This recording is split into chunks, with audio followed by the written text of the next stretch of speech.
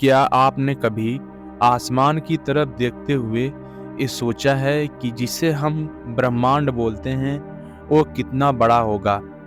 क्या कोई एक ऐसी सीमा होगी जहाँ पर ब्रह्मांड खत्म होता होगा, या फिर ब्रह्मांड की उत्पत्ति कैसे हुई होगी और इस ब्रह्मांड में हमारी पृथ्वी कहाँ पर है? ऐसे बहुत से सवाल हमारे मन में आते रहते हैं। ऐसे ही ब्रह्मांड के बारे में कुछ सवाल और उनके जवाब इस वीडियो में हम जानेंगे। ब्रह्मांड के उत्पत्ति के बारे में तो बहुत से लोगों ने अपनी राय दी है, लेकिन इन सब में बिग बैंग थ्योरी या फिर जिसे हम महाविस्फोट का सिद्धांत कहते हैं, उसी सिद्धांत को मान्यता मिली है। तो चलिए जानते हैं क्या है बिग बैंग थ्योरी। बेल्जियम के एक पादरी थे जिनका नाम जॉर्ज लेमनतेने था। उन्होंने ही बिग बैंग का सिद्धांत दिया था। इनके अनुसार ब्रह्मांड की उत्पत्ति आज से लगभग 14 बिलियन वर्ष पहले एक बहुत बड़े घनत्व वाले तारे में विस्फोट के कारण हुआ। विस्फोट के कारण उस बड़े तारे के करोड़ों टुकड़े हो गए और उसी टुकड़े में कोई टुकड़ा गैलेक्सी बना तो कोई टुकड़ा तारा बना। इसी विस्फोट के बाद स्पेस का निर्माण हुआ और समय के साथ आगे ब्रह्मांड में कुछ इस तरह की घटना प्रारंभ हुई।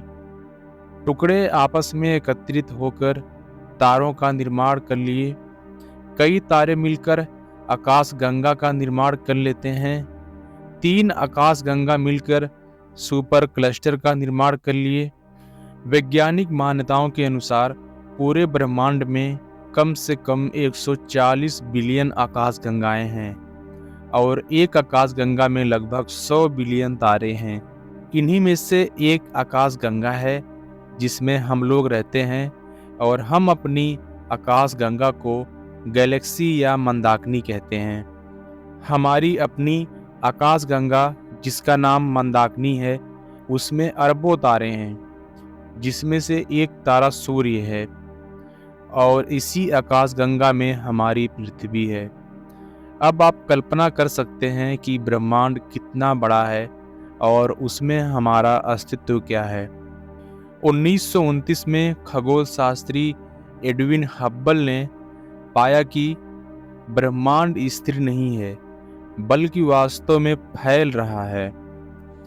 अंतरिक्ष में छोड़े गए हब्बल नामक दूरदर्शी से इस विस्तार का पता चलता है। उन्होंने देखा कि आकाश गंगाओं के बीच की दूरी बढ़ रही है। विद्वानों का मानना है कि कोई शक्ति है जो कि ब्रह्मांड को फैलने में सहायता प्रदान कर रही है। इसका मतलब जब यह शक्ति समाप्त होगी तो ब्रह्मांड पुनः सिकुड़ना चालू हो जाएगा और सिकुड़कर पुनः अपनी प्रारंभिक अवस्था में चला जाएगा। मतलब पूरा ब्रह्मांड एक तारे में बदल जाएगा और तब इस घटना को सुपर क्रंच कहा जाएगा।